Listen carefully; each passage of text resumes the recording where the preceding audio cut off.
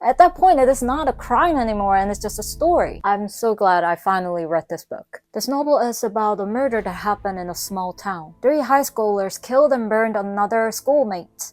And this crime story becomes a true crime book by this journalist. But the problem is there is a huge fabrication in this book by this journalist. It is a fascinating story about how people react to this true crime story, especially the ones who are in the actual vicinity of this crime and how they get affected by it. And just like in this book, because now there are so many mediums to reiterate and regurgitate this crime, the crime can lose its meaning and becomes like this entertainment and just a story. I think the journalist in this book did the same thing that Dolly, one of the perpetrators, did for her fanfiction. The journalist at the end of this book says, "My prose writing was all adapted from anecdotes and from real social media posts written by the girls. As I have said, it was all very accurate information.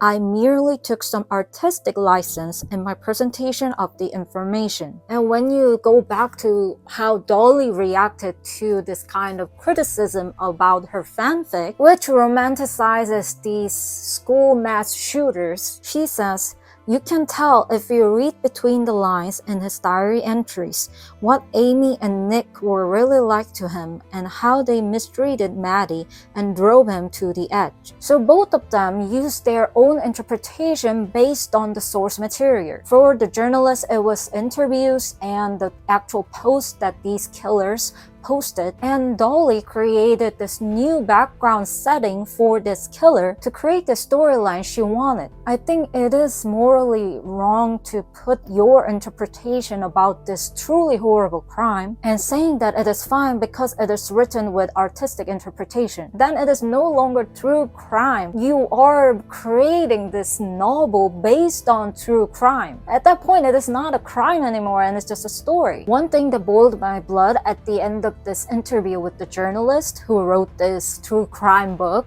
he says, "I think what I've done is really elevate a true story with beautiful prose and emotional explorations of the killer's mindsets. I understand that the story can be more interesting based on how it is written, but elevating it with beautiful prose? You can choose the prose that can be best fit to deliver the story and the moral of this crime, but I don't think it is about elevating anything." And also, just like any other true crime stories, I think it can be problematic if all of our attention is focused on the perpetrator, not the victim. Because then perpetrators gather more and more backstories and why they did this. And those background stories can push some people to become fans of them. Just like what happened with Dolly, and also what happened with Dolly's fans. And by breathing the life into these 3 killers, this journalist ultimately revived this crime and gave materials for these fans to devour. It is true that the system and the community around these 3 killers failed them, but at least for Violet, there were a million chances for them to stop this whole thing. I was so immersed in this book, but when I read the interview at the end with this journalist, I felt so bad that I was so hooked on to know what happened with each of these girls. And it was so ironical that this journalist named this book Penance, because we cannot know that these 3 killers actually repented what they did. With this book, we can only suspect why they had become like that. And this journalist also says that he doesn't want to be shamed about this book. So who is really going through penance? I gave this book 5 stars and I'm pretty shocked how this ended. 5 out of 5, cannot complain, and it touches on such complicated matters. I hope you enjoyed this video. Catch you guys later. Bye!